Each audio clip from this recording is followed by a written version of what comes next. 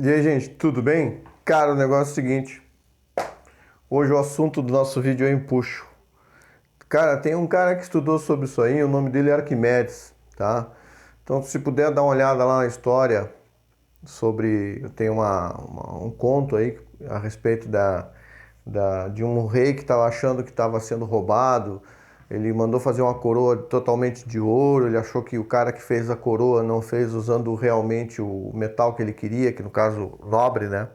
O ouro. Ele misturou um outro com menos qualidade, vamos dizer assim.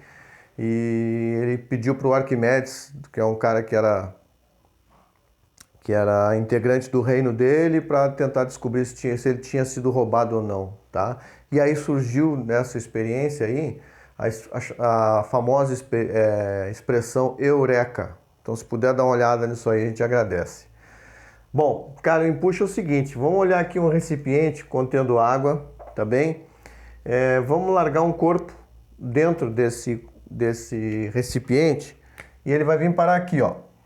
Vamos dizer que ele parou aqui, ó, tá? Aí ficou em equilíbrio, paradinho, tá bem? Ficou meio tortinho ali com a barriguinha, mas é que o tio tremeu aqui. Ele desceu, tá? Se ele desceu, o que que aconteceu? Ele não tá mais aqui, né? Tá lindo e maravilhoso, não tá mais aqui, ele desceu. O que que vai acontecer quando ele descer? A água que estava totalmente completando o recipiente, ela vai transbordar e ela vai cair. Se a gente tiver condição de juntar essa água aqui, gente, a gente vai ver o seguinte, ó, como se tivesse um outro pratinho aqui, sei lá, a água que transborda, ela tem duas características. Uma, ela é igual, o volume que foi transbordado é igual ao volume do objeto que eu coloquei. Esse é o primeiro ponto. O peso desse líquido que foi transbordado também vai ser igual ao peso do objeto que eu coloquei. Então essas duas coisas a gente vai ter que colocar na cabeça. Que o líquido transbordado, o volume do líquido transbordado é igual ao volume do corpo que eu coloquei ali dentro, tá bem?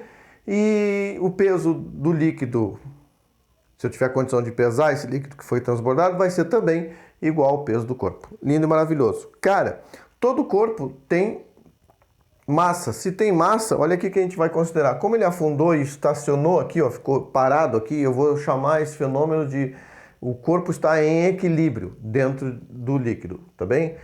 Ele tem uma força que puxa ele para baixo, que a gente já conhece, que é a força peso. Tá, legal, tá. Só que tem um detalhe, gente. Esse corpo está sujeito a outras forças, que na realidade a gente chama de pressão do líquido. Porque quando ele entra, ocupa esse espaço aqui, o líquido envolve todo o objeto e começa a fazer pressão. E a gente estudou no teorema de Stevin que quanto maior a profundidade, maior vai ser a pressão sujeita a esse corpo aqui. Então o que que acontece? A pressão exercida nesse ponto do corpo aqui é menor do que na metade do corpo. A pressão da metade do corpo é menor que na parte inferior do corpo. Então assim, ó, quanto maior a profundidade, vai aumentando a profundidade, né? Essa pressão vai sendo maior. O que que acontece? A gente já colocou dentro de algum recipiente com água, dentro da piscina, dentro da água, uma bola. Se a gente larga ela lá no fundo, o que que acontece? Ela sobe. Então, esse resultado, esse fenômeno, a gente escreve através do empuxo. Tá bem? Então, o empuxo, na realidade, é uma resultante de forças que são, na realidade, que é a pressão que esse corpo está sendo submetido. E aí, gente, ela vai ter essa direção e esse sentido, contrário ao do peso. Aí ele vai subir, tá? Então, gente, se eu tenho assim duas forças que têm a mesma direção, só tem sentidos opostos, lembra de quando a gente fazia alguma operação com vetor? Eu posso fazer o seguinte, ó, que o empuxo menos o peso, se esse corpo está em equilíbrio, ele está parado, estacionado, ele não se mexe, a resultante disso aqui é zero. Tá bem? Bom, se a resultante é zero, eu posso fazer uma operação algébrica aqui e fazer o seguinte, ó, o empuxo é igual, transpondo o peso para cá, olha o que acontece, ele troca de sinal. operação na realidade, né? Ele está subtraindo, vai passar somando. Então eu demonstro aqui que o empuxo é igual ao peso. Tá bem? Tá, mas eu já defini a expressão que ajuda a calcular o empuxo? Não. Eu vou definir da seguinte maneira. O empuxo é igual ao peso e toda vez que a gente calcula o peso, a gente usa essa expressão, massa vezes aceleração da gravidade. E agora, gente, vamos lembrar essa partezinha aqui, ó, que a gente no começo do ano começou a estudar, densidade, massa sobre volume. Se eu isolar a massa vai ser igual a densidade vezes volume. Então, nesse lugarzinho aqui, o empuxo vai ser igual a densidade do líquido vezes o volume do líquido que foi transbordado vezes a aceleração da gravidade. Essa é a expressão que permite nos calcular o valor do empuxo. Tá bem? Bom, esse empuxo, cara, ele provoca alguns fenômenos. A gente já viu que quando a gente está dentro d'água, a gente tem uma sensação aparente que o nosso peso diminuiu, mas na realidade ele não diminuiu. É a força que o líquido, o fluido faz no corpo, fazendo força para cima e a gente para baixo, aí fica mais leve. Se a gente for levantar alguém, brincar com alguém dentro d'água, parece ele tem um peso aparente menor, por consequência. O peso dele é menor. Então o que acontece? Tem esses dois fenômenos aqui, ó. O peso real, que a gente já sabe como é que calcula, peso é igual a massa vezes aceleração, nada de novo. E o peso aparente. Quem é o peso aparente? Ele é menor, né? Aquela sensação de leveza, tá? Então o peso aparente é igual à subtração de duas grandezas. O peso menos o empuxo. Quem é o peso? É o peso real menos o empuxo. E aí cabe comparar o seguinte, que a gente já intuitivamente já desenvolveu o conceito. O peso aparente é menor do que o peso real. Tudo porque o líquido fluido exercem forças, né? Que a resultante é para cima. Então ajuda a gente a ter essa sensação e a gente acaba forcejando menos.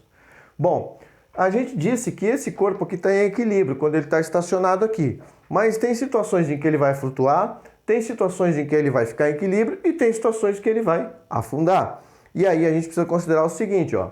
Se o peso for maior do que o empuxo, o peso maior do que o empuxo, ele vai... O que vai acontecer? Se o peso é maior do que o empuxo, ele vai afundar. Significa dizer que a densidade do corpo que eu coloquei ali é maior do que a densidade do líquido ou do fluido que está ali. Legal? Legal. O outro caso, quando o peso for igual ao empuxo. O peso for igual ao empuxo. Nesse caso aqui, mesma direção, mesmo sentido, mesma direção, mesma intensidade, só sentidos opostos. Ah, legal. Então eles são iguais. O que vai acontecer? Ele vai ficar em equilíbrio, estacionado. Tá bem? E aí, o que acontece? As duas densidades são iguais, a do corpo e a do líquido. Tá bem? E no terceiro caso, quando o peso for menor do que o empuxo, o peso não vai conseguir fazer, a força-peso não vai conseguir fazer com que ele afunde, tá? Porque o empuxo vai fazer, a resultante do empuxo é maior. Então o que acontece? O peso sendo menor do que o empuxo, esse corpo aqui vai flutuar. A densidade do corpo é menor que a densidade do líquido. Então o que acontece aqui, gente, de forma intuitiva? Se o peso for maior que o empuxo, ele afunda. Se o peso for igual ao empuxo, ele estabiliza, fica em equilíbrio, com parte do corpo só apenas é submerso. E o peso for menor do que o empuxo, ele vai flutuar. E aí nós comparamos as densidades, tá? E a densidade a gente já viu que é massa sobre volume. Bom, definimos o que é empuxo, através dessa expressão aqui. A unidade do empuxo é o Newton, tá? Então a gente tem que trabalhar com as grandezas do sistema internacional. Vimos o conceito de peso real e peso aparente e fizemos a comparação aqui dessas duas grandezas em relação à densidade de cada corpo envolvido no problema. Gente, outra coisa que a gente tem que lembrar, quando a gente trabalha com empuxo, a gente considera essas variáveis aqui, ou essas grandezas aqui, e as suas variações. Densidade a gente pode substituir por massa sobre volume. O volume, dependendo do objeto que foi colocado, é a área dele, ou a área da base, vezes a altura. Se for cilíndrico, o quadrilátero, um cubo no caso, a gente tem que considerar, porque isso vai também afetar o quanto ele desceu, o quanto de líquido subiu. Se ele tem algum deslocamento de fluido, ele vai deslocar um valor de altura, tá bem? Isso a gente tem que considerar mais adiante. No próximo vídeo, a gente vai ver se faz alguns exercícios e a gente aborda isso aí, tá bem? Por hora é isso aí. Saúde e paz para todos. Ah, eu gostei disso aqui, ó, que eu aprendi, ó. Acho que é Deus. Quem souber aí, manda para mim o que significa esse sinal, tá bem? Um beijo para todo mundo.